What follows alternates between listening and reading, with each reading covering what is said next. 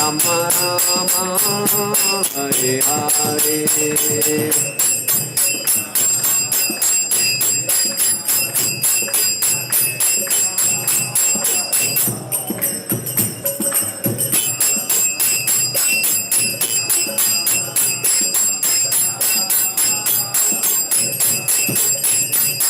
Hare Krishna, Hare Krishna, Krishna Krishna, Hare Hare, Hare Rama, Hare Rama, Rama Rama, Hare Hare.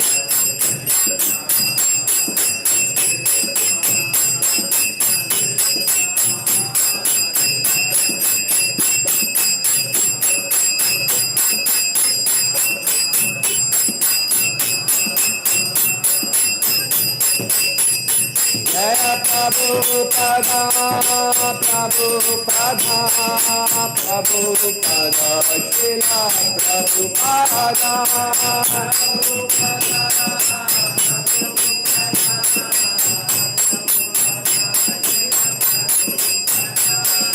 Gaur Hari Bol, Hari Bol, Hari Bol, Hari Bol.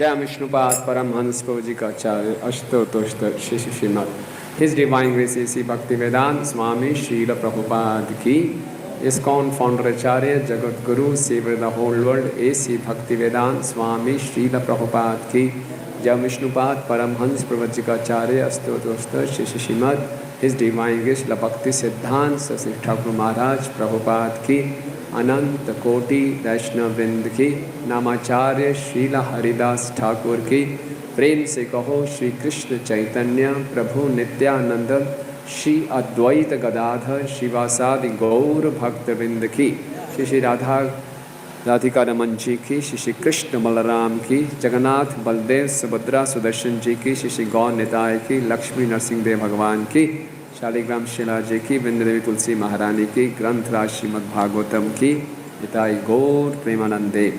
All glories to the assembled devotees, all glories to the assembled devotees, all glories to the assembled devotees, all glories to Shri Guru and Gauranga, all glories to Srila Prabhupada ki jai. Om Namo Bhagavate Vasudevaya.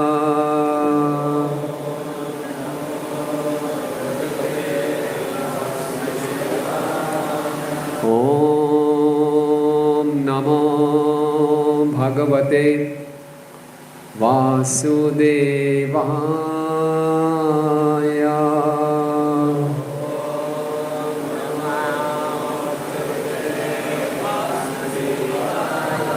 Om Namo Bhagavate Vasudevaya.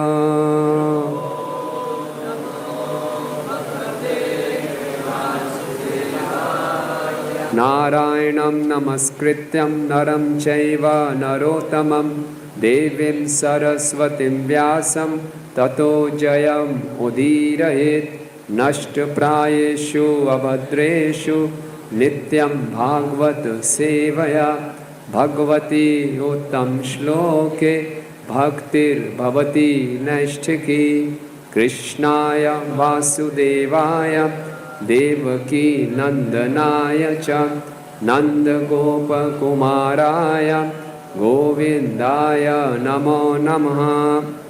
ग्रंथराज Shrimad Bhagavatam चौथा स्कंद अध्याय संख्या 21. अध्याय का नाम है महाराजा पृथु द्वारा उपदेश. श्लोक संख्या 30. दोहित आदिनृते मृत्यो शोचयान धर्म विमोहितान वर्ग स्वर्ग अपवर्गाणाम प्रायेण एकात्म्य हेतुना दौहित्रादिमृते मृत्यो शोचयान धर्म विमोहितान वर्गस्वर्गपवर्गाणाम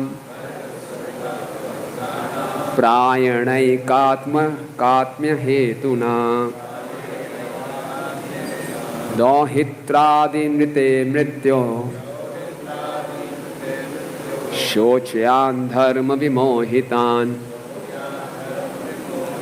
वर्गस्वर्गापवर्गाणाम प्रायेणाकात्म्य हेतुना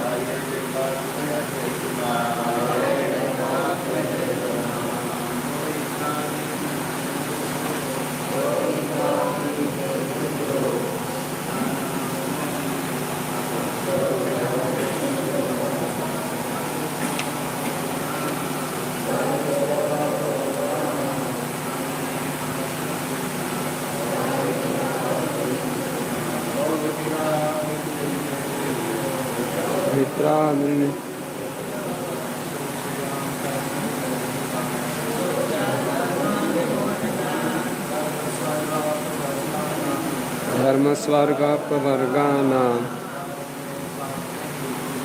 प्रायेणाकात्म्य हेतुना।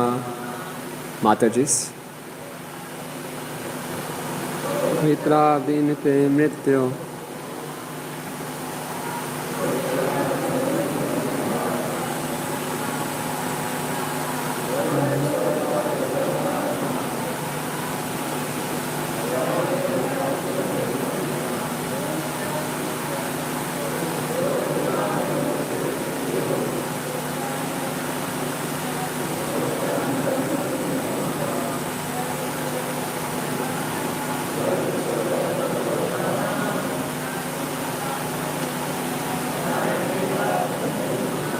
धन्यवाद। शब्दार्थ अनुवाद एवं तात्पर्य ऐसी भक्तिवेदांत स्वामी शिला प्रभुपाद जी के द्वारा। शिला प्रभुपाद की जय।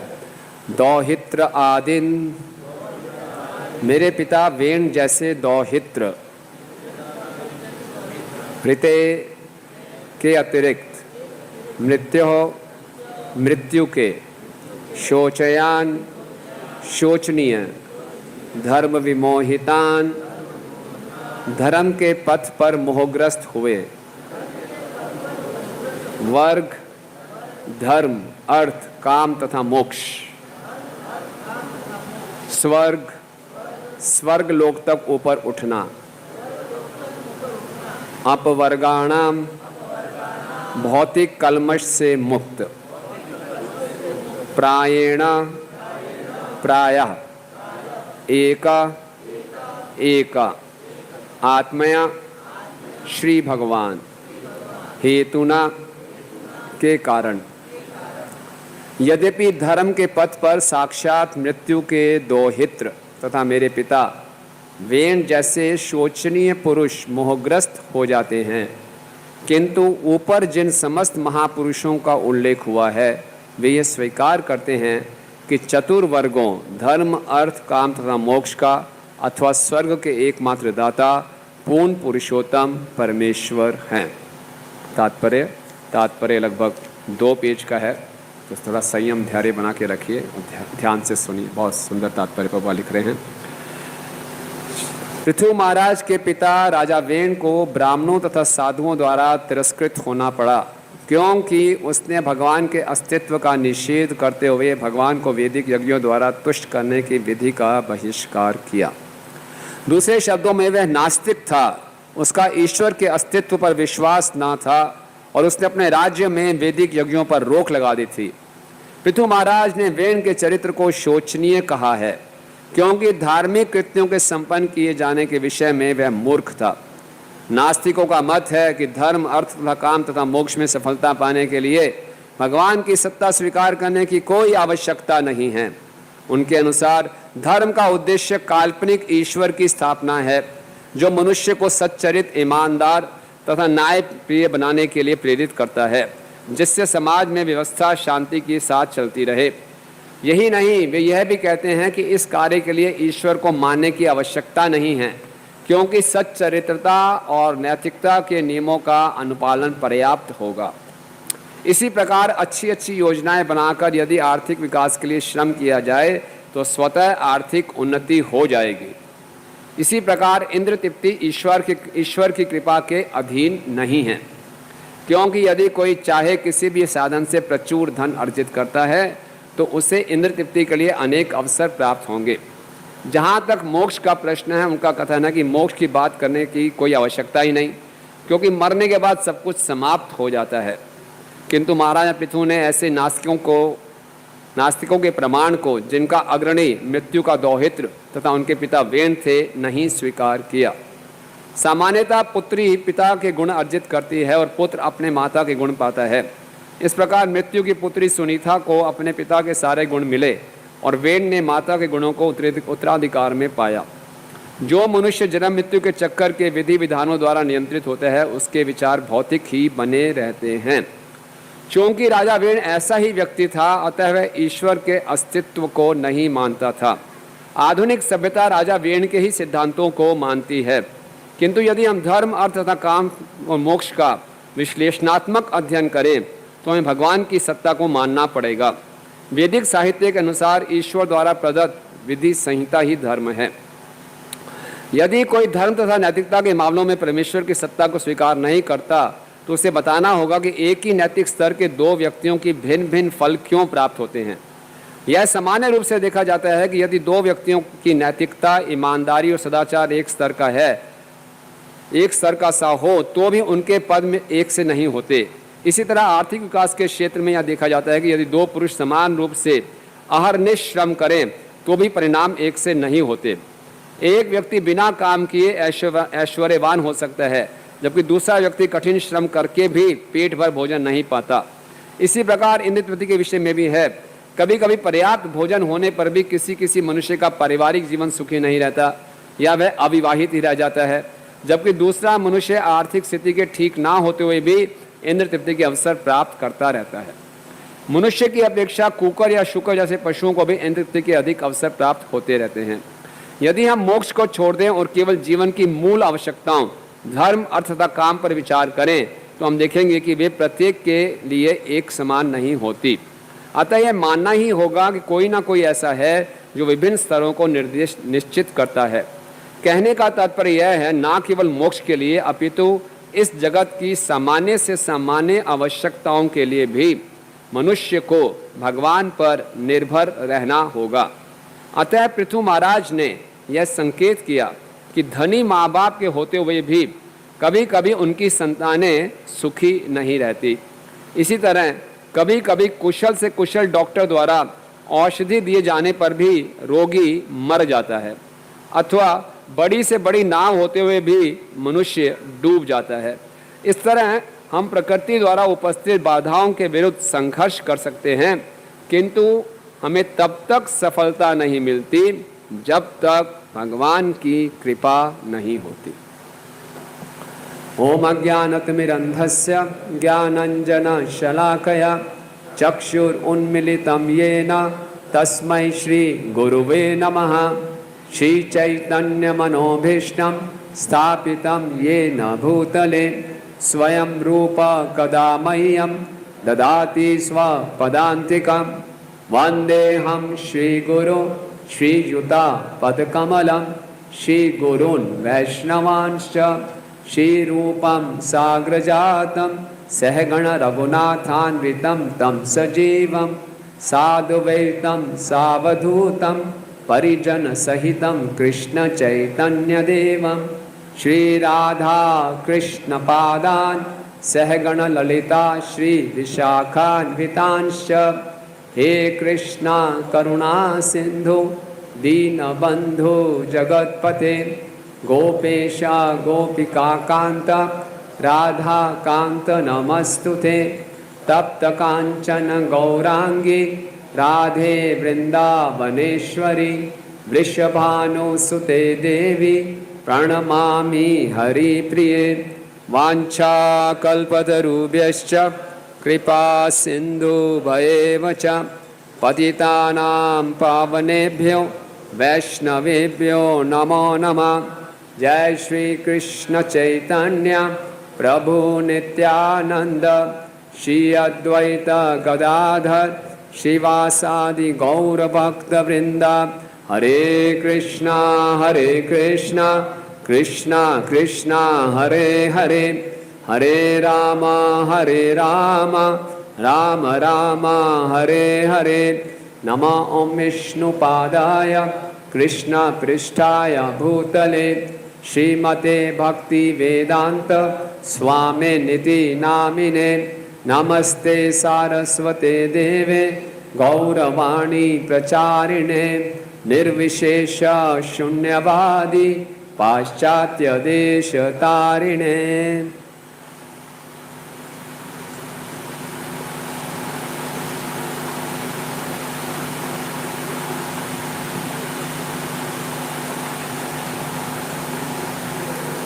हरे कृष्णा।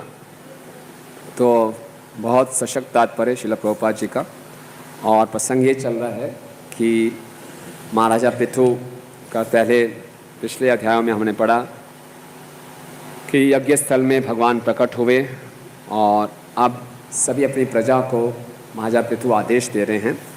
और पिछले उपदेशों में महाराजा पृथु अपनी प्रजा की ये सब शास्त्रों में दिया गया है, और शास्त्रों की बातों से मालूम चलता है कि एक परम भगवान है, और परम भगवान के अस्तित्व को सभी महाजन सभी महापुरुष मानते हैं, जो पिछले श्लोक में बताया।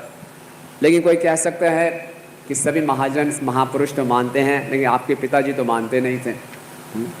तो बोल रहे हैं कोई बात नहीं, मेरे पिताजी नहीं मानते थे। तो पृथु महाराज कोई संकोच नहीं कर रहे हैं, अपने पिताजी की निंदा करने में कोई संकोच नहीं कर रहे, क्योंकि वो भगवान को स्वीकार नहीं करते थे। बोले थे दौहित्रे आदिन ऋते मृत्यु शोचयान धर्म विमोहितान।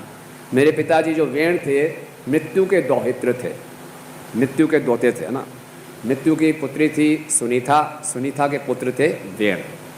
तो प्रभुपाद समझाते हैं कि पिता के गुण पुत्री में आते हैं, तो मृत्यु के गुण सुनीता में आए, और माता के गुण पुत्र में आते हैं, और सुनीता के गुण वेण में आए।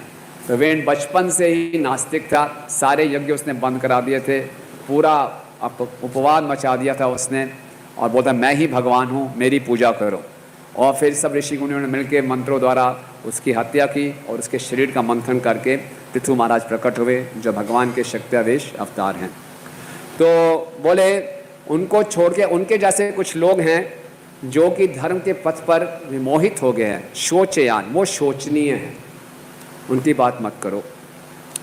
आपको जानना चाहिए, सभी महाजन ये बताते हैं वर्ग स्वर्ग अपवर्गाणाम, चाहे आपको धर्म अर्थ काम मोक्ष चाहिए, या आपको स्वर्ग चाहिए, या भगवान का धाम चाहिए, क्या चाहिए, प्रायेण काम एकात्म्य हेतुना, प्राय ये केवल भगवान की कृपा से ही प्राप्त होता है। और प्रभुपाद बता रहे हैं संसार में छोटी सी छोटी चीज़ भी हमें प्राप्त करनी है तो हम पूर्ण रूप से भगवान की कृपा पर निर्भर हैं, और कोई अल्टरनेटिव नहीं है। लेकिन दुर्भाग्यवश लोग इस कृपा को प्राप्त नहीं करना चाहते, और अपनी इंद्र तृप्ति करने के लिए लोग भगवान को नकारते हैं। तरह तरह के सिद्धांत हैं, फिलॉसफीज़ हैं, जिससे मैं खुल के इंद्र तृप्ति कर सकूं। आज पूरे कलयुग में ये वातावरण है, कोई मुझे क्वेश्चन ना करे। आई कैन क्वेश्चन, मैं क्वेश्चन कर सकता हूँ, मैं धर्म को क्वेश्चन कर सकता हूँ, अथॉरिटी को क्वेश्चन कर सकता हूँ, मैं किसी को भी क्वेश्चन कर सकता हूँ, लेकिन मुझे कोई प्रश्न ना पूछे। मैं किसी के लिए अकाउंटेबल नहीं हूँ, मैं खुल के इंद्र तृप्ति करना चाहता हूँ। इसके लिए अलग अलग वाद, अलग अलग फिलॉसफीज आई हैं, तो उसको वो सपोर्ट करते हैं। जहाँ भगवान की बात आएगी, जहाँ मृत्यु के बाद जीवन की बात आएगी, मेरे को पाप करने में दिक्कत होगी, तो इसके लिए इसको नकार दिया जाए। तो ये नास्तिकवाद का जो मुख्य आधार है, ये है इंद्र तृप्ति। और उसी के कारण जितने तरह तरह की अपसंप्रदाय, तरह तरह के अपधर्म भी हैं, उसके पीछे भी मुख्य बात क्या है, इंद्र तृप्ति, है ना। तो इसीलिए श्रील प्रभुपाद जी यहाँ बता रहे हैं कि ये भगवान प्रभुपाद कौन सा लॉजिक दे रहे हैं समझाने के लिए भगवान हैं, अगर आपने ध्यान से तात्पर्य सुना है। प्रभुपाद क्या समझा रहे हैं? यस माता जी।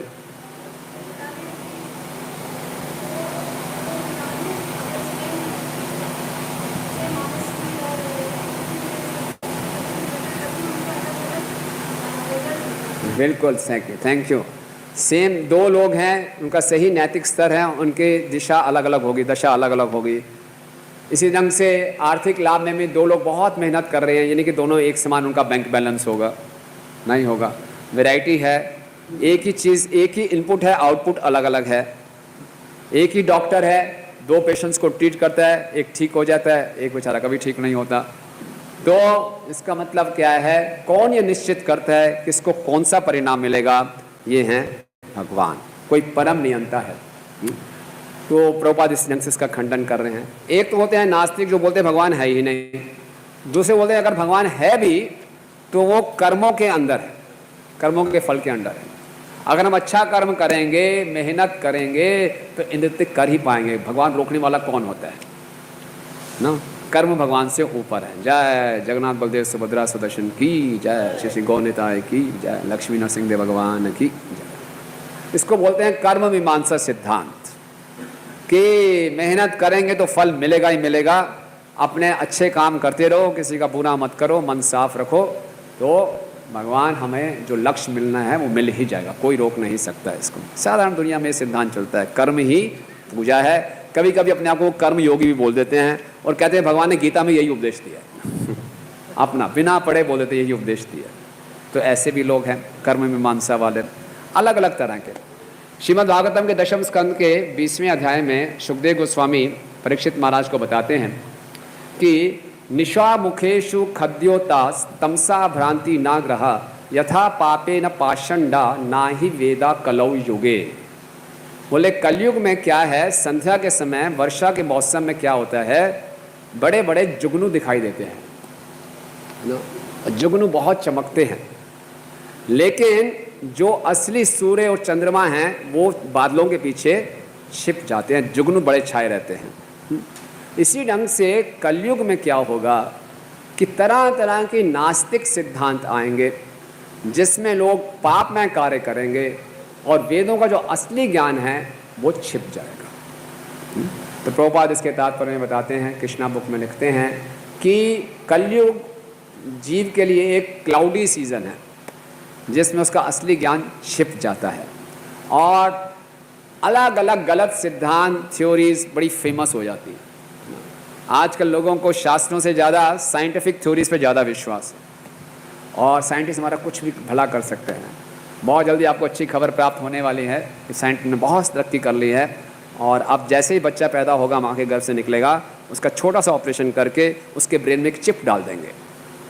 उस चिप के डालने से ओम अज्ञानतिमिरन्दस्य ज्ञानांजन शलाकया, सारा ज्ञान प्रकट हो जाएगा, कोई स्कूल भेजने की जरूरत नहीं। हरी बोल, क्या क्या कमाल हो गया देखो। और उसके बाद बच्चा बचपन से ही इंद्र तृप्ति करना शुरू करे, कोई प्रेशर नहीं है उसके ऊपर, स्कूल जाना, एग्ज़ाम देना, ये करना वो करना, चिप डाल दिया, सारा ज्ञान पर ABCD सब सीख जाएगा। कितना खतरनाक ज्ञान है देखिए। आर्टिफिशियल इंटेलिजेंस का ज़माना है, रोबोट्स का ज़माना है, तो इसीलिए व्यक्ति की कोई कीमत नहीं रह गई। और अगर कोई तरह कहता भी है कि मैं भगवान को मानता हूँ तो तरह तरह के सिद्धांत है, मैं भी भगवान हूँ, सब भगवान हैं, मनुष्य मनुष्य ही बनेगा, कुत्ता कुत्ता ही बनेगा, बंदर बंदर ही बनेगा। उल्टे सीधे सिद्धांत है ना। और केवल सनातन धर्म में ही भगवान को सही रूप से दिखाया गया है। बाकी जितने भी तथाकथित धर्म हैं अगर वो मानते भी भगवान हैं तो बोलते बहुत दूर हैं, कहीं बूढ़े से व्यक्ति हैं, अच्छे व्यक्ति हैं, किसी का बुरा नहीं करते, हमारा उसे कोई लेना देना नहीं है, और रहते भी वो स्वर्ग में हैं, यहाँ पे क्या लेना देना उनका। इस प्रकार के सिद्धांत हैं। कल ही हम बात कर रहे थे भक्तों से, तो बता रहे थे कि एक व्यक्ति था जो कि बिल्कुल नास्तिक था, मुसलमान था, सऊदी अरेबिया में जॉब करता था। तो उसका मालिक बड़ा कट्टर मुसलमान था, तो बोला अपने सारे जो भी मेरे यहाँ पे कारखाने में काम करते हैं उनको नमाज सुननी ही पड़ेगी, कुरान पढ़नी ही पड़ेगी। तो मौलवी को आते थे, अंदर जाने से पहले मौलवी सबको कुरान पढ़ के सुनाता था। तो ये व्यक्ति बड़ा बोर होता था, उसकी इच्छा नहीं होती थी कुरान सुनने की। तो उसने बोला अब क्या करूं, उसको एक आइडिया आया। तो वो बोले अल्लाह है, ये है, वो है, सब जगह है अल्लाह, ऐसा बोल रहे थे। तो उसने बोले एक प्रश्न पूछूं मौलवी साहब? बोले क्या? बोले अल्लाह क्या मल में भी होता है क्या? और बुलाकवत काफिर कहीं के, ऐसा गंदा प्रश्न पूछा तुमने, हैं? अल्लाह मल में होता है, निकल जाओ, चले जाओ यहाँ से। बोला यही चाहता था बस, बढ़िया, छोड़ दिया। अल्लाह मल में होता है, शर्म नहीं आती ऐसी बात करते हो? चला गया वो। और वो चला गया, घूमते घूमते विदेश में आ गया, अमेरिका में गलत संग में फंस गया, ड्रग्स वगैरह लेने लगा, नशा करने लगा। एक बार उसने खूब नशा कर लिया और उसके दोस्तों ने उसको एक कमरे में बंद करके चले गए। जब उसका नशा टूटा, बड़ा सर चकरा रहा था उसको, पूरा अंधकार छाया हुआ था और एक बिल्कुल एक जैसे शटर होता है उसके नीचे से थोड़ी सी रोशनी आ रही थी और रोशनी में एक पेपर लिखा हुआ था, उस पेपर पढ़ पा रहा था और वो पेपर था back to Godhead magazine. उसमें लिखा हुआ था God is everywhere even in the stool but he is transcendental. बड़ा उसको नहीं, क्या बात है, भगवान मल में भी हैं? यही तो मैंने ऐसे पूछ लिया था मजाक में। फटाफट वो पेपर उठाया, पढ़ा, वो थी भगवत दर्शन पत्रिका, उसमें लिखा भगवान कण कण में हैं, मल में भी हैं, लेकिन भगवान की स्थिति खराब नहीं होती। इतना प्रभावित हुआ, पीछे एड्रेस देखा, मंदिर में गया, मुसलमान था, भक्तों से मिला, भक्तों से जुड़ा और फुल टाइम डिवोटी बन गया। उनका नाम है आज ऐरावत प्रभु। ये है सनातन धर्म। दूसरे जो धर्म है बोलते हैं भगवान हैं, नहीं हैं, बहुत दूर हैं, कुछ लेना देना नहीं है हमारे को, केवल स्वर्ग में ही मिलेंगे। जब नील आर्मस्ट्रॉन्ग गए थे ऊपर स्पेस में, उनसे प्रश्न पूछा, हाँ ऊपर आपको भगवान दिखाई दे रहे हैं? बस ऊपर ही होंगे, कहीं ऊपर स्पेस में। अरे भगवान हर जगह है, कुछ पता नहीं है उनको। इसी ढंग से कई नास्तिक थे, बोले भगवान है ही नहीं है, पता नहीं क्या बोलते हैं। तो मजाक मजाक में बहुत ही निश्चय, एक बहुत ही बड़ा नास्तिक था, उसने बोला I would only believe in a god that knows how to dance. पहले तो भगवान है नहीं, अगर भगवान होगा तो ऐसा भगवान दिखाओ को जो नाचता हो। उस मुख को क्या मालूम कि कृष्ण नटराज हैं, नटवर हैं। तो कितनी बड़ी अज्ञानता कलयुग में फैली हुई है। फिर लोग बोलते हैं, जैसे प्रभुपाद बता रहे हैं, भगवान नहीं है लेकिन हम मान लेते हैं कोई है ताकि हमारा जीवन सुखी चलता रहे, लोगों को डराने के लिए। अच्छा कुछ तो भगवान से डरो भाई, गलत काम मत करो, नैतिक स्तरों का पालन करो। भगवान को नहीं मानेंगे, भगवान जैसा कोई कंसेप्ट है उसको मान लेंगे ताकि हम अच्छे ढंग से शांति से इंद्र तृप्ति कर सकें। ऐसी भावना होती है असुरों की। श्रीमद् भागवतम में ऐसे कहाँ कहाँ आता है, असुर लोग भगवान को नहीं मान रहे लेकिन भगवान के कंसेप्ट को मान रहे हैं। बहुत जगह आता है। हिरण्यकश्यपु है ना, हिरण्याक्ष का वध होता है, उसके परिवार वालों को बड़ी अच्छी फिलॉसफी देते हैं। पूरा भगवद गीता का दूसरा अध्याय सांख्य योग सुना देता है, विधाता है, विधि का नियम है, ये है वो है, और फिर सब खत्म करके चलो अब मैं विष्णु को मारने जाता हूँ। है ना। और कहाँ आता है कंस। हाँ, कंस ने अपनी बहन के 6 संतानों को मार दिया। बाद में जब योग माया उसके हाथ से निकल गई, साक्षात दुर्गा माता प्रकट हुई, बोले ये तो मेरी बहन तो बड़ी स्पेशल है, ये तो मैं बहुत बड़ी गलती कर रहा था। उससे आके माफ़ी मांगी। देखो बहन क्या होता है, विधि का विधान है, कर्मों का नियम है, क्या करना, हो गया जो हो गया, दुर्भाग्य था भाग्य था, जैसा भी है चलो मैं छोड़ देता हूँ। भाग्य है, कौन भाग्य के विधाता कौन है ये नहीं मालूम है कोई। और कौन सा आता है? रावण, राजा वेणी ब्राह्मणों को बोलता है। क्या बोलता है?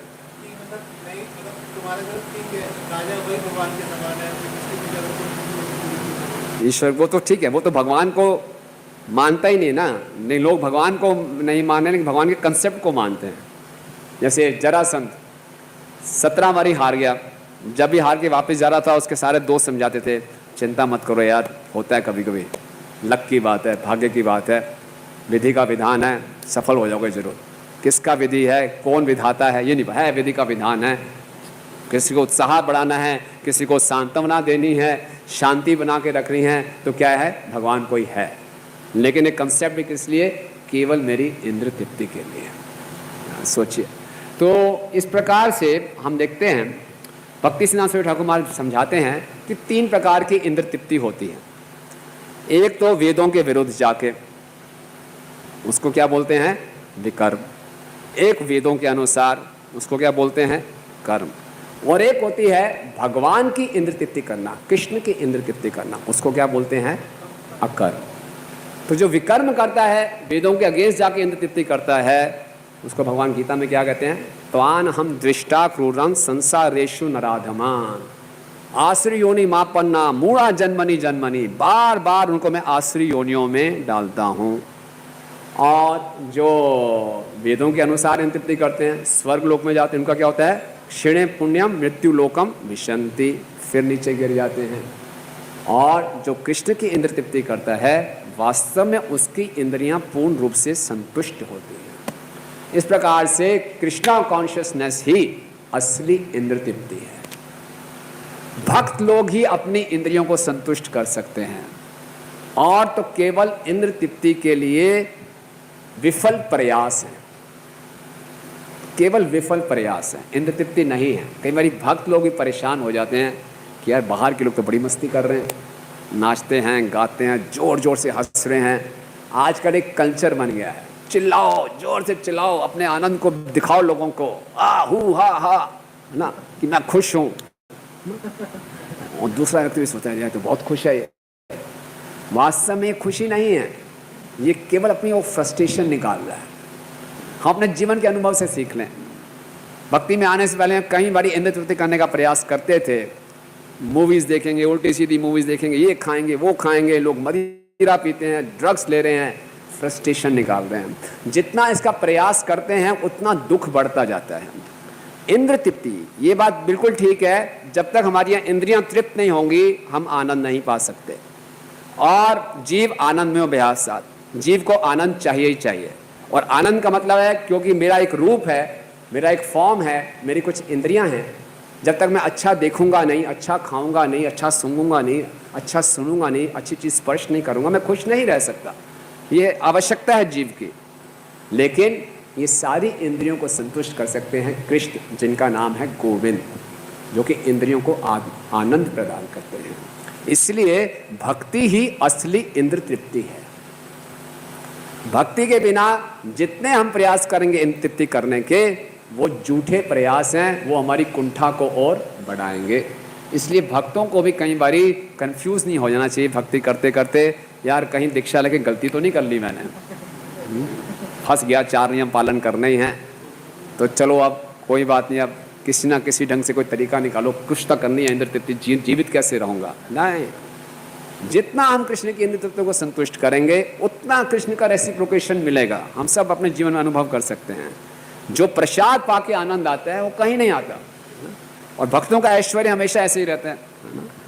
हम जाते हैं ट्रेन में, आप सबका भी अनुभव होगा, जब भक्त लोग अपना प्रसाद खोलते हैं ऐसा ऐश्वर्य लोग देखकर हैरान हो जाते हैं, यार क्या है, साधु चल ऐसा खाते हैं, पूरा प्लेट भरा हुआ, कितनी तरह की वेराइटीज़। एक बार हम जा रहे थे, साथ में एक व्यक्ति बैठा था, उसको खिलाया, वो अपने घर से लाया था, पॉलीथीन में डाल के कुछ अचार और रोटी, वो तो उसने वहाँ लटका दी ऊपर, पाया प्रसाद, खूब पाया। फिर बीच में उसकी वाइफ का फ़ोन आ गया, हाँ जी खा लिया प्रसाद। और धीरे से बोलता है, हरे कृष्ण वालों के साथ हूँ, बड़ा अच्छा प्रसाद खिलाया तो वो खाया नहीं खाया, वो खा लिया, बाद में खा लूँगा, वो लटका रहा। वो सुबह का प्रसाद था। अब लम्बा जब हम मायापुर जा रहे थे, फिर बीच में आ गया इलाहाबाद, फिर से प्रसाद चढ़ गया, फिर से प्रसाद चढ़े, हाँ जी, वो क्या, वो बट गया सारा। तो उसने सोचा दोपहर में ये खा लूँगा, वो भी नहीं खाया उसने। वो कोई ट्रेन में आया, उसको दे दिया, यार तुम ले लो और ये प्रसाद खिलाओ। तो हम देखेंगे भक्त लोग कृष्ण के अगर इन तृप्ति के लिए हम लगते हैं, चैंटिंग, डांसिंग एंड फीस्टिंग, किसको अच्छा नहीं लगेगा।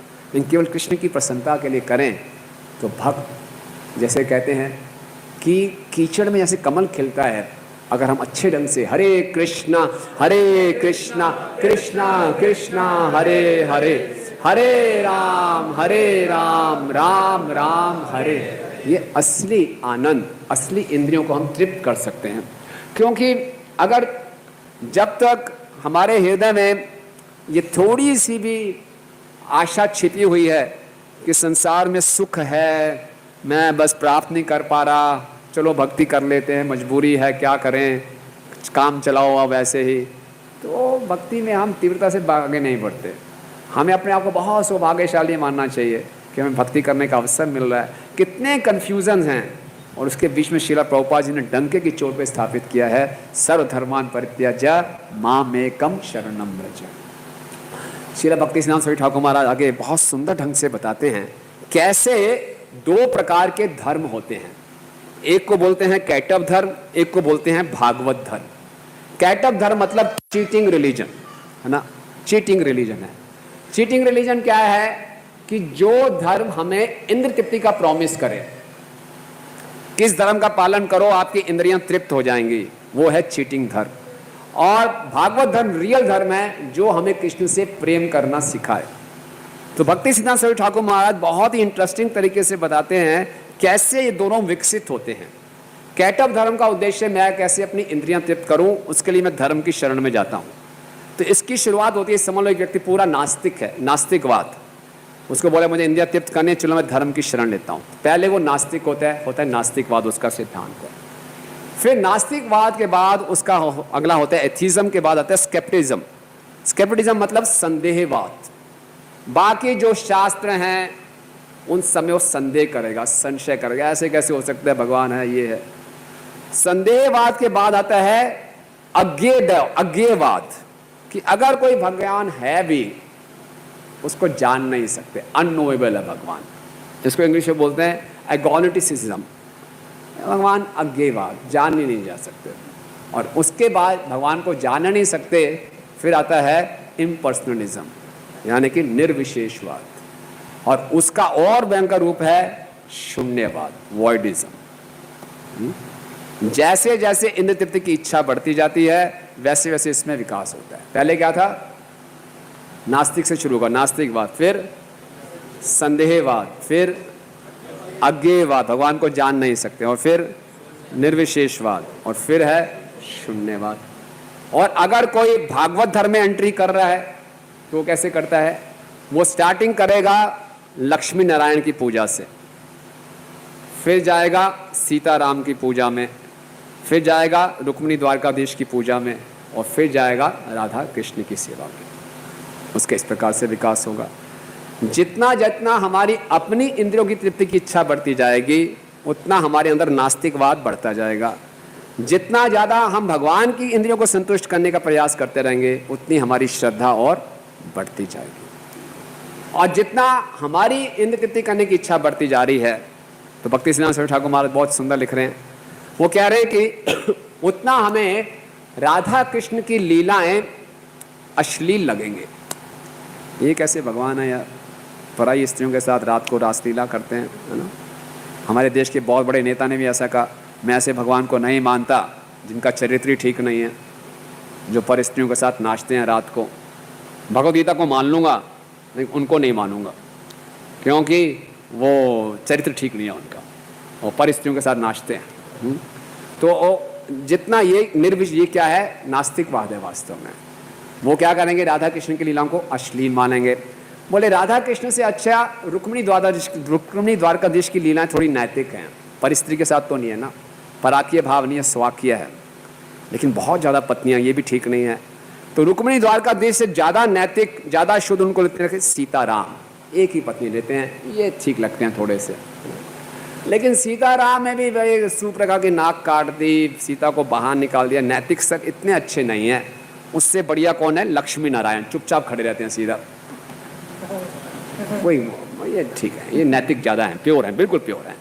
और इससे भी ज़्यादा प्योर हैं निर्विशेष ब्रह्म। यार तुम पुरुष स्त्री की बातें लाते हैं क्यों, वो मेरे तक रहने दो इंद्र तृप्ति के लिए।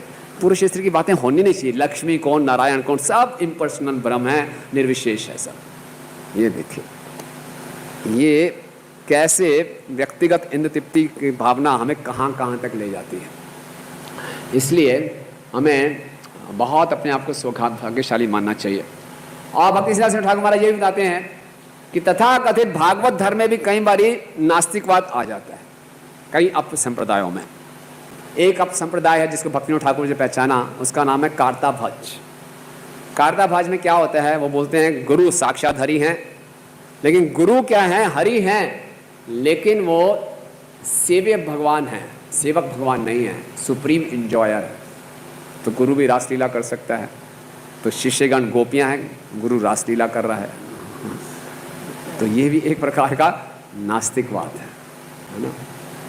तो जहाँ हमारी इंद्र तृप्ति आ रही है वो हमारी भक्ति में हमारी श्रद्धा को काटती है और हमें नास्तिकवाद की ओर ले जाती है। ये समझने की बात है। इसीलिए इस श्लोक में आप देखेंगे प्रायण शब्द आया है, बहुत महत्वपूर्ण है ये प्रायण शब्द। विश्वनाथ चक्रवर्ती ठाकुर इसको बता, प्रायण मतलब प्राय, अक्सर, ओके, नॉर्मली। ऐसा क्यों बोला कि भगवान ही वर्ग देते हैं, भगवान ही स्वर्ग देते हैं, भगवान ही अपवर्ग देते हैं, प्राया, नॉर्मली। इसका मतलब कुछ एक्सेप्शनल केसेस भी हैं कि भगवान के बिना भी प्राप्त हो सकता है। तो विश्वनाथ चक्रवर्ती ठाकुर जी बोल रहे हैं प्राय का मतलब ये है जब हमारी भक्ति में कर्म और ज्ञान का मिश्रण हो जाता है तो भक्ति की पूरी शक्ति नहीं दिखाती है ना। तो कुछ भी चाहिए, अकामो सर्व कामो वा मोक्ष कामो उदारदी तीव्रेण भक्ति योगेन यजेत पुरुषम परम। आपकी कोई इच्छा नहीं है, हमारी इंद्र तृप्ति की इच्छा है, हम मोक्ष पाना चाहते हैं, कुछ भी करना है हमें भगवान की भक्ति करना चाहिए। कर्म और ज्ञान पूर्ण रूप से भक्ति पर निर्भर हैं। जब तक भक्ति का अंश इसमें नहीं मिलेगा, कर्म हमें सफलता नहीं दे सकता और ज्ञान भी हमें सफलता नहीं दे सकते। और इस संसार में इंद्र तृप्ति भी करनी है, बिना भगवान की कृपा के इंद्र तृप्ति भी नहीं हो सकती। शिला प्रभुपाद जी एक बारी मायापुर में थे, तो लोटस बिल्डिंग के छत पे वॉक कर रहे थे, तो एक भक्त आए, उनको बोले प्रभुपाद ये बहुत अच्छे भक्त हमारे हैं, जान पहचान के व्यक्ति हैं, कलकत्ता से आए हैं। बोले क्या करते हैं जी आप? बोले हमारी ग्लास की फैक्ट्री है। प्रभु उनसे ग्लास किससे बनता है? बोले सिलिकॉन से बनता है। प्रभुपाद सिलिकॉन कहाँ से आता है? बोले सिलिकॉन तो जी कुदरत में है। कुदरत किसकी है? वो तो जी ऊपर वाले की है, भगवान की है। हाँ, तो भगवान का सिलिकॉन है, ग्लास आप बना रहे हो, बेच रहे हो, पैसा कमा रहे हो, so you are a thief, आप चोर हो। तो बेचारा सक पका गया। भक्त लोग बीच में आगे, प्रभुपाद अभी अभी लाइफ मेंबर बने हैं। Okay, then you are a small thief. तो अगर हमें जो भी प्राप्त हो रहा है, हमारे भक्तों का ये दृष्टिकोण होना चाहिए, हमें इतना आप हवा मिल रही है, पानी मिल रहा है, जो भी वस्तुएं मिल रही हैं जिससे हम अपनी इंद्र तृप्ति भी करते हैं, वो भी भगवान द्वारा प्रदत्त है। इसीलिए भगवद गीता में भगवान कहते हैं चोरों का समाज है, और चोरों के समाज में शांति कैसे हो सकती है? इतनी भी कृतज्ञता नहीं है कि जो हम भोग कर रहे हैं कुछ तो क्रेडिट दे दें, कुछ तो धन्यवाद कर दें। तो चोरों के समाज में कभी शांति नहीं हो सकती। तो इंद्र तृप्ति भी करनी है तो भगवान को पूजें, मोक्ष भी चाहिए भगवान को पूजें, भगवान के धाम में भी जाना है तो भगवान को पूजें। लेकिन जो भगवान के शुद्ध भक्त हैं उनकी और कोई इच्छा नहीं रहती, वो केवल क्या चाहते हैं? भगवान की सेवा करना चाहते हैं।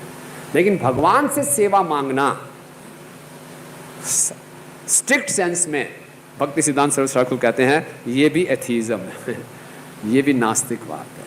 हम यहाँ देने आए हैं, लेने नहीं। लेकिन ठीक है, प्रारंभिक अवस्था में कोई भगवान से कुछ मांग भी रहा है तो भगवान इतना वो नहीं करते। लेकिन अगर कोई ज्ञान कर्मादि अनावृतम केवल भगवान की प्रसन्नता के लिए भक्ति के कार्यों को करेगा तो कृष्ण से हमारा एक व्यक्तिगत संबंध स्थापित होता है। लेकिन बीच में अगर हम ज्ञान और कर्म का मिश्रण कर देते हैं तो क्या होता है? संबंध इतना गहरा नहीं होता। आप खुद अपने व्यक्तिगत अनुभव देख लीजिए। एक व्यक्ति हमारे पास आ रहा है और हमें मालूम है इसका कुछ हेतु है, बहुत चमचागिरी कर रहा है, मीठी मीठी बातें कर रहा है, मालूम है अभी कुछ काम निकलवाने वाला है। हम he will be nice to him, ठीक है भैया कोई बात नहीं, ले लो, कर्म का काम कर देंगे आपका। लेकिन एक व्यक्ति आ रहा है बिल्कुल सेल्फलेसली आपसे बातचीत कर रहा है, आदान प्रदान कर रहा है, उसके प्रति हम उसको अपना हृदय देना चाहेंगे। तो इसीलिए हमको शुद्ध भक्ति करने का प्रयास करना है। अन्य अभिलाषिता शून्यम ज्ञान कर्मादि अनावृतम अनुकूलेन कृष्णानुशीलनम भक्ति उत्तमा सावे पुंसो परा धर्मो यथा भक्ति अधोक्षजे अहेतु की अप्रतिहता ययात्मा सुप्रसिद्धति। जो पूर्ण संतुष्टि हमें चाहिए वो केवल अहेतु की अप्रतिहता भक्ति से प्राप्त होगी। बिना किसी हेतु के करेंगे तभी भक्ति अप्रतिहता होगी, बिना रुके चलती रहेगी, तभी आत्मा पूर्ण रूप से संतुष्ट होगी। जहाँ हम अपना हेतु छोटे छोटे रख देते हैं वहाँ कर्म और ज्ञान का मिश्रण हो जाता है।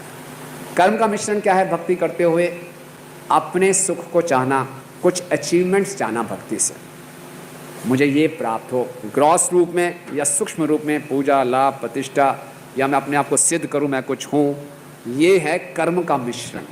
अपने लिए मैं कुछ चाहता हूं। ज्ञान का मिश्रण क्या है भक्ति में? अपने दुखों का निवारण चाहता हूं। मुझे भगवान की प्रसन्नता से इतना मतलब नहीं है, मेरे दुख कम हो जाएं बस भगवान, ये चाहिए। कोई गलत नहीं है भगवान के पास जाना, लेकिन भक्ति उत्तमा नहीं रहती, उसके अंदर ज्ञान का मिश्रण हो जाता है। और बहुत ज़्यादा ये इच्छाएं बढ़ जाएं और हमारी समझ ले हमारी भौतिक इच्छा पूरी नहीं हो रही, तो हम क्या करेंगे? चलो जी ठाकुर जी को बदलते हैं। कोई बोलेगा साईं बाबा चले, वहाँ इच्छा पूरी हो जाएगी, तो साथ साथ कृष्ण भी हैं, साथ साथ साईं बाबा भी हैं, थोड़ा शनि शांत करो, ये भी इच्छा पूरी हो, ये भी कर लेता हूँ। धीरे धीरे धीरे हम क्या चले जाएंगे? बहु ईश्वरवाद में चले जाएंगे, धीरे धीरे मायावाद की तरफ चले जाएंगे, निर्विशेषवाद की तरफ, तो ये बढ़ता जाएगा। ठीक है ना? इसीलिए श्रील प्रभुपाद जी का क्या प्रणाम मंत्र है? नमो विष्णुपादाय कृष्ण पृष्ठाय भूतले श्रीमते भक्ति वेदांत स्वामिनिति नामिने नमस्ते सारस्वती देवे गौरवाणी प्रचारिणे निर्विशेष शून्यवादी पाश्चात्य देश तारिणे। निर्विशेष, शून्यवाद और पाश्चात्य देश की मानसिकता हम सब में है। निर्विशेष और शून्यवाद क्या है? इम्पर्सनलिज्म है। और इम्पर्सनलिज्म क्या हुआ? इंद्र तृप्ति की परिकाष्ठा। और दूसरा पाश्चात्य देश में वेस्टर्न फिलॉसफी में क्या है? जस्ट डू इट, बिना कंट्रोल के इंद्र तृप्ति करते रहो, अनियमित रूप से सुखी रहोगे। तो ये प्रभुपाद जी ने तार दिया। तो ये मानसिकता प्रभुपाद का हम के आदेशों का पालन करेंगे, इस मानसिकता से ऊपर उठेंगे। और जो पृथ्वी महाराज बता रहे हैं, हर जगह हमें भगवान की कृपा को देखना है। कई बारी भक्ति करते करते भक्तों की श्रद्धा हिल जाती है। देखिए, एक साइड तो है पूरा नास्तिकवाद, कोई श्रद्धा नहीं। एक साइड है उत्तमा भक्ति, पूरी श्रद्धा, श्रद्धा शब्द विश्वास कर ले सुदृढ़ निश्चय। बीच में है साधक, है ना, उसकी श्रद्धा इतनी पक्की भी नहीं है, नास्तिक भी नहीं है, थोड़ी बहुत श्रद्धा है, आगे बढ़ना चाहता है आगे। कनिष्ठ अधिकारी है कम श्रद्धा, मध्यम अधिकारी की और दृढ़ श्रद्धा, उत्तम अधिकारी की पूरी रॉक सॉलिड श्रद्धा। तो हम भक्ति में हैं, साधना भक्ति में हैं, इस श्रद्धा को आगे बढ़ाना है। और श्रद्धा बढ़ती है नियमित रूप से श्रवण कीर्तन करते रहें भक्तों के संग में। तो ऐसे में भक्तों के संग में हमेशा रहेंगे तो हमारे जीवन में कुछ कठिनाइयाँ भी आएंगी, तो उसको भगवान की कृपा के रूप में देखेंगे। भक्तों के संग में नहीं रहते हैं तो कुछ भी कठिनाइयाँ आती हैं, उसको हम कृपा के रूप में नहीं देखते। ये बात हमें गारंटीड होनी चाहिए। भक्तों के जीवन में जो दुख आते हैं, संकट आते हैं, वो कर्मों का फल माया देवी नहीं देती, स्वयं कृष्ण देते हैं। जैसे हम भक्ति शुरू करते हैं, हमारे कर्मों की फाइल भगवान के पास चली जाती है और भगवान अपनी इच्छा के अनुसार इस भक्त को कैसे भक्ति में आगे बढ़ाना है, हमारे कर्मों के फल को छिड़कते हैं। कुछ कम कर देंगे, कुछ बढ़ा देंगे, समय को चेंज कर देंगे। तो हमें जो भी प्राप्त हो रहा है, हमारी व्यक्तिगत समस्याएं, पारिवारिक समस्याएं, बिजनेस की समस्याएं, समाज की समस्याएं जो हमारे जीवन में आ रही हैं, इसको कृपा के रूप में देखना चाहिए, इसको एक अवसर के रूप में देखना चाहिए भक्ति में आगे बढ़ने के लिए। ये है असली श्रद्धा। लेकिन कई बारी सही ढंग से हम श्रवण कीर्तन नहीं कर रहे होते, थोड़ी सी दिक्कत आती है तो हम समझते हैं श्रद्धा हिल जाती है, हम भक्तों के संग से और दूर हो जाते हैं, हरि नाम से और दूर होते हैं। तो ये एक प्रकार के हम नास्तिकवाद की तरफ बढ़ते हैं। तो हमें नास्तिकवाद से आगे, क्योंकि संसार में आए हैं, भगवान से विमुख आके आए हैं, नास्तिकवाद तो था ही।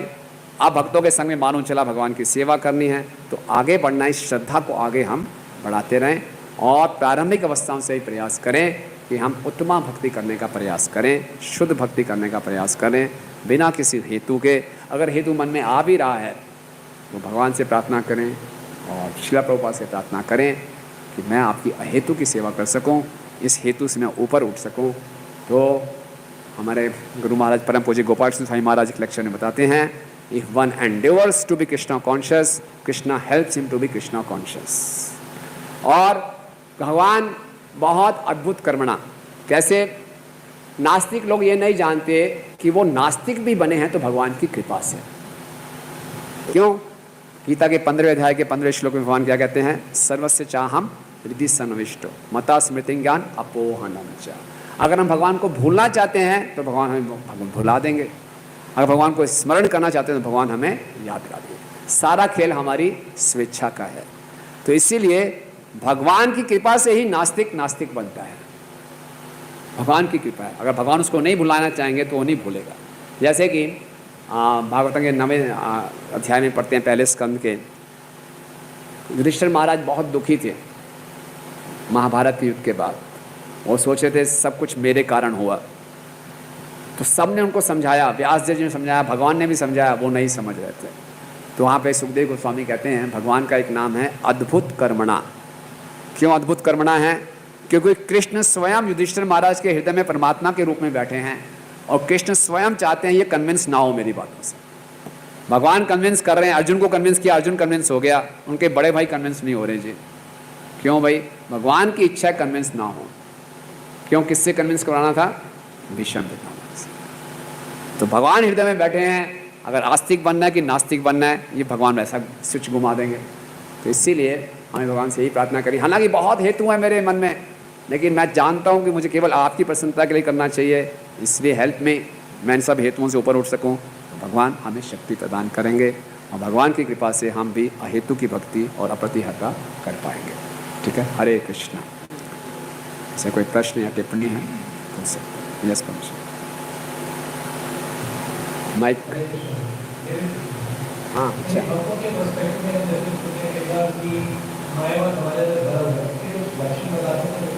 और दूसरा जो आपको बताया कि मायावाद का जो एक अलग रूप है तो मायावाद। हाँ, थैंक यू। मैं सोचा था समझाने का, नहीं समय कम था, मैं आगे निकल गया तेजी से। मायावाद कवर्ड एथिज्म है। शंकराचार्य जी नहीं बोलते भगवान नहीं है, बोलते हैं भगवान, लेकिन सब एक हैं। तो कवर्ड एथिज्म, उनके कोई अंग नहीं है, कोई शक्ति नहीं है, शक्ति विहीन परम सत्य है। तो उसका आचार्यगण उदाहरण देते हैं। एक राजा के पास तोता था, बड़ा प्रिय था उसको, और राजा कहीं गया, उस तोते को अपने मंत्री को छोड़ के गया, इसका पूरा ध्यान रखना, ठीक है, पूरा ध्यान रखना। बोले ठीक है। राजा वापस आया, तब तक तोता मर गया था और राजा बड़ा सनकी था। मंत्री ने सोचा कैसे इसको खबर दूँ कि तोता मर गया है, सर काट देगा मेरा ये तो। बोले कैसे है तोता? बहुत बढ़िया राजा जी, बहुत बढ़िया तोता, फर्स्ट क्लास फर्स्ट क्लास। अगले दिन पूछा राम राम बोल रहा है? बोल नहीं रहा। अच्छा, बोल नहीं रहा, कोई बात नहीं। खा तो रहा है कुछ? हरी मिर्ची भी नहीं खाया। अरे खा नहीं रहा। अच्छा, पंख फड़फड़ा रहा है? नहीं, पंख भी फड़फड़ा नहीं रहा। अच्छा, काहीं काहीं कुछ कर रहा है? कुछ नहीं कर रहा। थोड़ा चल रहा है? नहीं चल रहा। बोले चल नहीं रहा, बोल नहीं रहा, पंख नहीं फड़फड़ा रहा, उड़ नहीं रहा, कुछ खा नहीं रहा। सो रहा है क्या? बोले सो ही रहा है। जाग नहीं रहा? नहीं जाग रहा। अरे मर गया क्या? बोले मैं ये थोड़ी बोल रहा हूँ मर गया आप बोल रहे हैं। तो इसी ढंग से परम सत्य है, परम सत्य की आंखें नहीं हैं, कान नहीं है, बोल नहीं सकता, चल नहीं सकता, खा नहीं सकता, कुछ कर नहीं सकता। अरे है क्या? भगवान नहीं है क्या? हम ये थोड़ी कह रहे हैं भगवान नहीं है लेकिन ऐसा। तो ये इस प्रकार से वो कवर्ड एथिज्म है। ये हो गया मायावाद। और शून्यवाद, और कि कुछ है ही नहीं, है ही नहीं कुछ, ये अपने सारे अस्तित्व को खत्म कर दो, बस निर्वाण हो जाएगा। शून्य है सब, शून्य, शून्य में शांति है, शून्य। सारी समस्या है कि हम हैं, जब होंगे ही नहीं तो सब हो, कुछ भी नहीं होगा। शून्य, खत्म हो गया सब। कितना अच्छा लग रहा है, शांति मिल गई ना सुन के आपको कोई लफड़े झगड़े कुछ है ही नहीं, सब शून्य। इस तरह पढ़ो, है ना। तो ये एथिज्म, राइट। और हमारे अंदर कैसे मायावाद आता है? जैसे बताया कि मायावाद अपने आप, मायावाद का मतलब कि मैं भी कृष्ण हूँ, मैं भी ईश्वर हूँ, है ना। इम्पर्सनलिज्म होगा। जितना हम सेल्फ सेंटर्ड होंगे उतना अपने में ही फोकस रखेंगे, अपने आप को ही विशेष मानेंगे, तो क्या होगा? दूसरों से कोई पर्सनलिज्म नहीं होगा। ये मायावाद के लक्षण है ना? मैं ईश्वर हूँ।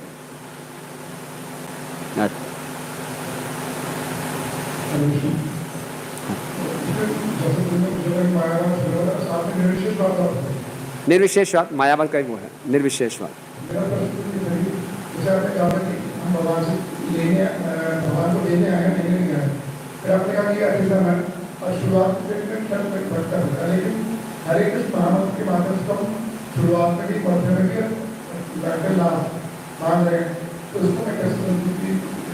भगवान की सेवा मांग रहे हैं। बहुत अच्छा प्रश्न है। भगवान से प्रेम मांग रहे हैं, अपनी संतुष्टि के लिए नहीं, भगवान की संतुष्टि के लिए। जितना हम प्रेममय सेवा करेंगे उतना भगवान का आनंद बढ़ेगा। सही प्रश्न है आपका। मेरे जीवन का लक्ष्य कृष्ण प्रेम है, ये भी एक हेतु हो गया। तो हेतु की भक्ति कैसे हुई? तो मुझे कृष्ण प्रेम क्यों चाहिए?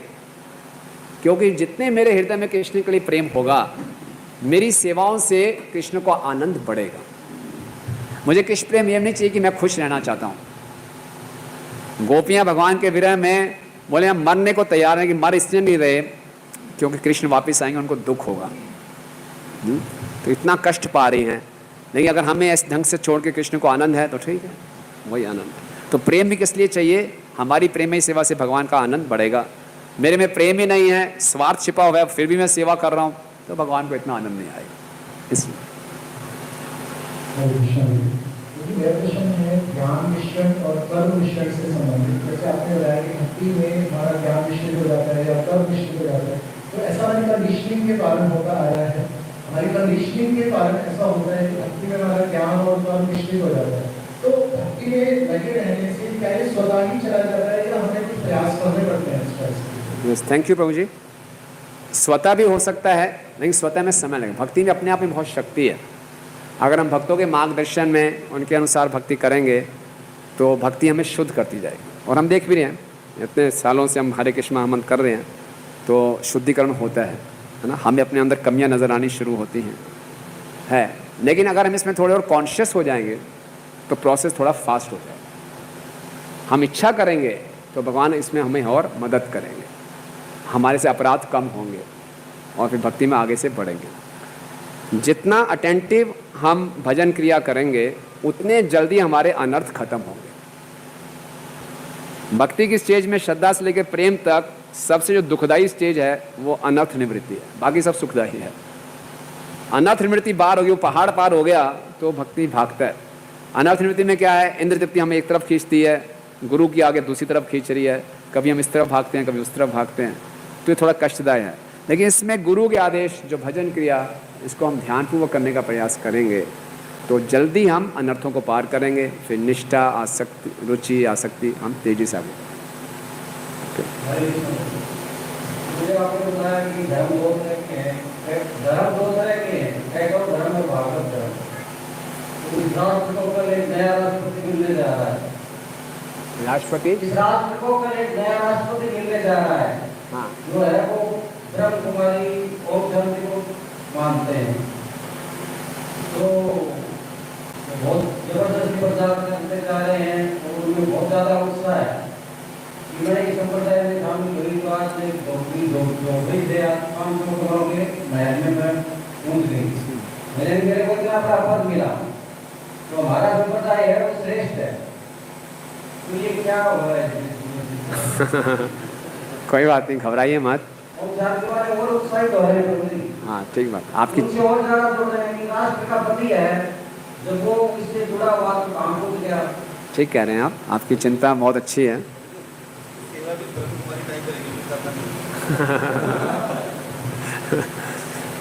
लेकिन इनको अच्छी पब्लिसिटी मिल जाएगी। लेकिन कोई बात नहीं, कुछ तो धर्म के नाम पे हो रहा है। लेकिन कलयुग के लक्षण है प्रभु जी। कलयुग में ये लोग ज़्यादा चमकेंगे जुगनू की तरह। शिला प्रभुपाद जी लिख रहे हैं, लेकिन महाप्रभु के जो भक्त हैं, बारिश के मौसम में भी कभी थोड़ी टाइम के लिए भी सूर्य निकलता है, चंद्र निकलता है, तो सारा प्रकाश फैला देता है, सारे जुगनू गायब हो जाते हैं। इसीलिए आने वाला समय चल रहा है, अभी स्वर्ण युग चल रहा है, जहाँ मौका मिले हमें हरे कृष्णा कृष्णा कृष्णा हरे हरे, हरे राम राम राम। तो हम हिम्मत ना हारें। हमने भक्ति विनोद ठाकुर कहते हैं, हमें तो जो पूरा कर्मी व्यक्ति है, केवल बहुत कर्मठ हो गए, बिजनेस को बढ़ा रहा है और भगवान से कुछ लेना देना नहीं, उससे भी सीखना चाहिए वो कितना उत्साहित है। तो हमें भी इन लोगों से सीखना चाहिए कि कितना अच्छा इनका प्रचार है ना। तो हमें अपने प्रचार को बढ़ाना है। वो लोग बहुत अच्छे ऑर्गेनाइज्ड हैं, तो हमें भी अपने ऑर्गेनाइजेशन को अच्छा करना है ताकि प्रचार जगह जगह गांव-गांव तक फैले। तो अच्छी चीज़ को पकड़ के सीखना है, बाकी जो भगवान की इच्छा से ही होता है सर। तो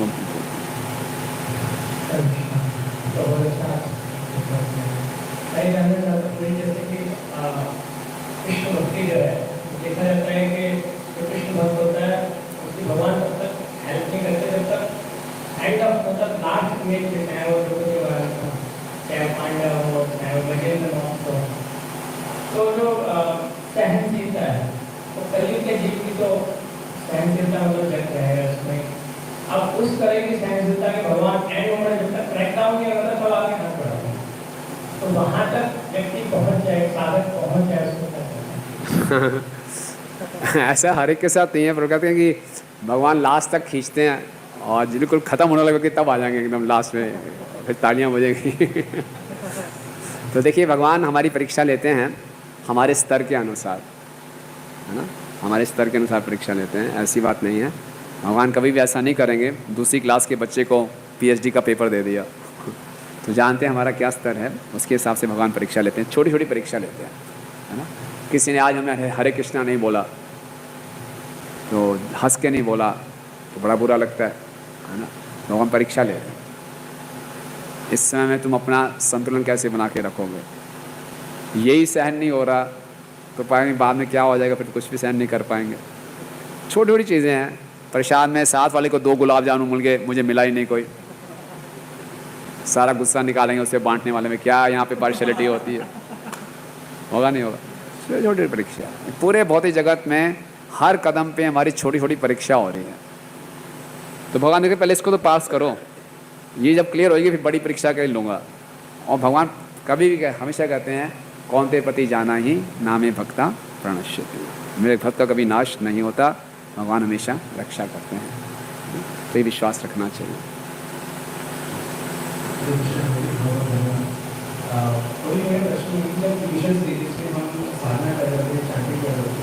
जैसा आपने बताया कि समाज में रहने की साधना करके मुझे बहुत अच्छा लगता है, इसमें लोग साधना कर रहे हैं, लेकिन अल्टीमेटली करना चाहिए कृष्ण की प्रसन्नता के लिए। तो इस चीज़ को ट्रांसफॉर्म करने के लिए हम इनिशियल स्टेप्स कैसे ले सकते हैं? हाँ, तो देखिए हमें इतना ज़्यादा भी एनालिसिस नहीं करना। मैं हरे कृष्णा जप रहा हूँ मेरी अपनी खुशी के लिए, उसकी खुशी के लिए, अच्छा अब किसके लिए जपा मैंने, इतना एनालिसिस नहीं करना, है ना। हमें ये प्रभुपाद ने बताया कि हे राधा रानी, हे कृष्ण, मुझे अपनी सेवा में लगाओ, मुझे अपना प्रेम दो। हम ये सोचते हुए, इस पर मनन करते हुए जप करें, तो इसमें भगवान को जब तक आनंद नहीं आएगा मुझे आनंद नहीं आ सकता, ठीक है ना।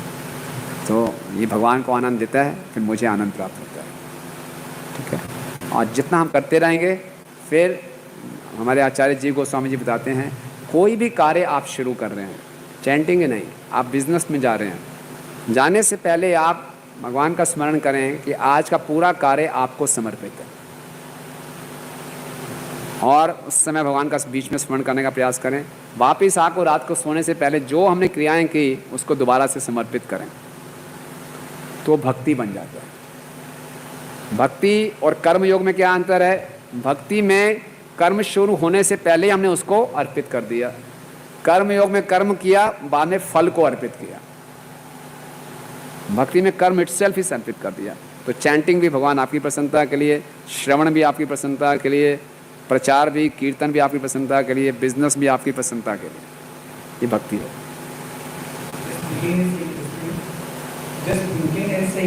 Yes, and feeling also, thinking, feeling, willing, तीनों हो जाएगा। और बीच में अपनी आ रही है तो ईमानदारी से भगवान को बोल दें। करना आप सबके लिए चाहिए, अपने लिए, आपके लिए करना चाहिए, लेकिन थोड़ा सा मेरा हेतु आ रहा है ना, please help me to overcome this, आपकी ईमानदार रहें भगवान के साथ, कोई दिक्कत नहीं। माता जी लास्ट क्वेश्चन।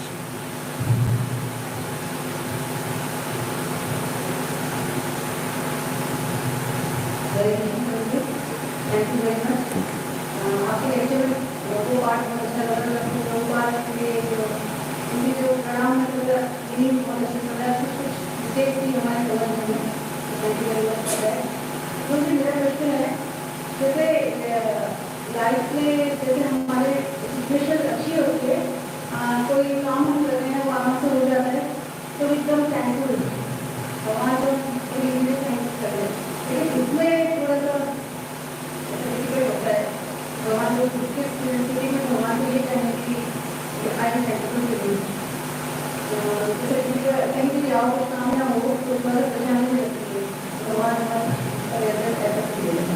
यस माता जी, हम सबके साथ ऐसा होता है, लेकिन हमने प्रैक्टिस करनी है और भक्तों के संग में हमें अच्छा एटीट्यूड डेवलप कर सकते हैं। तो ग्रैटिट्यूड हमें हर स्थिति में प्रैक्टिस करने का प्रयास करना चाहिए। तो कोई चीज़ हमारी योजना के विपरीत होती है तो थोड़ी देर सोचें, भगवान को याद करें, हरे कृष्ण महामंत्र बोलें और बोलें भगवान मुझे इसमें क्या सिखाना चाहते हैं, थैंक यू, है ना। और ये केवल माइंड को ट्रेन करने की बात है, माइंड को हम ट्रेन करें ना। जैसे तुकाराम जी नहीं थे, है ना, तुकाराम जी की पत्नी बहुत गालियाँ देती थी उनको, बहुत सताती थी, तो वो भगवान को धन्यवाद देते थे, भगवान बहुत बहुत धन्यवाद कि इनकी कृपा से मेरी भक्ति आपके प्रति बढ़ती जा रही है ना। ऐसे में शायद एक मित्र के साथ आए थे, तो ऊपर से उसने क्या डाल दिया था, पानी डाल दिया था ना। हाँ, तो क्या बोला था उन्होंने, हाँ करेक्ट, वैसे तो रोज़ बादल गरजते थे, आज बरस भी रहे हैं। तो दैट वे हर परिस्थिति को हमारा माइंड है, इसको नेगेटिव रूप से भी देख सकते हैं, पॉजिटिव रूप से भी देख सकते हैं। और ये पक्का मानना चाहिए कि जैसे हम हरे कृष्ण महामंत्र करते हैं, भगवान के व्यक्तिगत उसमें हम चले जाते हैं संरक्षण में। तो भगवान मुझसे प्रेम करते हैं, मेरी रक्षा करेंगे, भगवान परम शक्तिशाली हैं, परम नियंता हैं, भगवान मुझे मेरे साथ कभी गलत नहीं करेंगे। तो ये धन्यवाद देना चाहिए, भगवान से कुछ सिखाना चाहते हैं।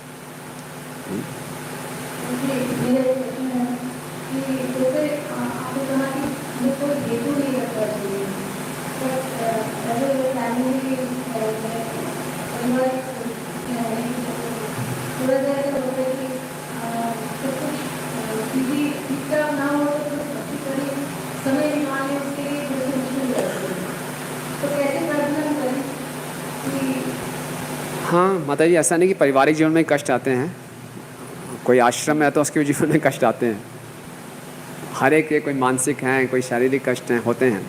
तो भगवान से यही प्रार्थना करनी चाहिए कि मेरी आपसे यही प्रार्थना है, जैसे मर्जी आप परिस्थिति रखें, मुझे इतनी शक्ति दे कि मेरी मनस्थिति ठीक बनी रहे, है ना। मैं आपका स्मरण ना भूलूँ, हरिनाम ना भूलूँ, भक्तों का संग ना कम करूँ, और मुझे शक्ति ने हर परिस्थिति में मैं आपका नाम ले सकूँ, ठीक है ना। बाकी आपकी जो इच्छा है, मेरी इच्छा ये है कि घर की स्थिति सुधर जाएगी तो हम अच्छी भक्ति कर लूँगी, लेकिन बाकी आपकी जो इच्छा है और जो भी जैसी परिस्थिति हो, मुझे आप शक्ति दीजिए। सब भक्तों का ये लास्ट प्रश्न है, पूछ लीजिए फिर आप। हमारे आसपास बहुत से ऐसे लोग होते हैं जिनको हम बार बार मतलब भक्ति के लिए कृष्ण के बारे में समझाने की कोशिश करते हैं। तो जैसे भी आपने बताया कि उसके दिल में जो परमात्मा है, शायद वो नहीं चाहते कि मतलब वो सुने या फिर तो क्या हमें कोशिश नहीं करनी चाहिए, सोचनी चाहिए? नहीं, कोशिश करते रहना चाहिए, किताबें दिखाते रहो, बोलते रहो, बोलते रहो। आप बोल रहे हैं, उसको कृष्ण का नाम सुना रहे हैं, उसकी स्वीकृति बढ़ रही है, भक्ति में बढ़ रहा है, दिख नहीं रहा, वो बढ़ रहा है आगे। अचानक एक दिन पकड़ लेगा वो आपसे, माने कोई और आएगा भक्त, उसकी बात सुन लेगा।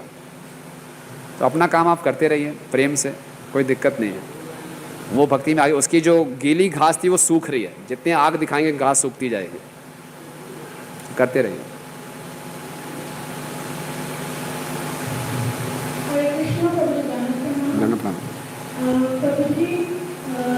काफी सालों से इस कॉलेज से जुड़ी हुई हूँ, लेकिन हम 200 लोगों में मार्गदर्शक हो गई और भक्तों के संग बहुत कम कारण है।